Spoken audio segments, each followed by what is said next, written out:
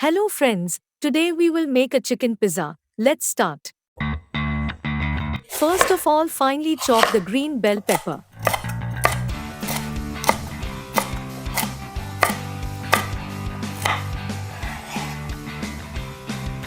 Take one white onion and chop it finely.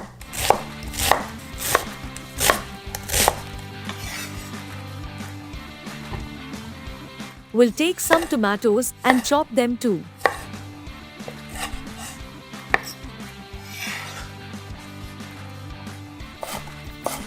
Chop jalapeno pepper.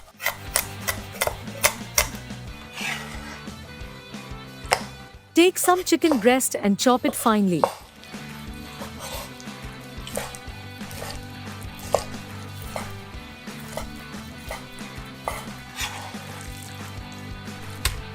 Half teaspoon curry powder. Half teaspoon red powder. 1 teaspoon oregano leaf. Salt. 1 teaspoon tomato sauce. Mixing all ingredient well.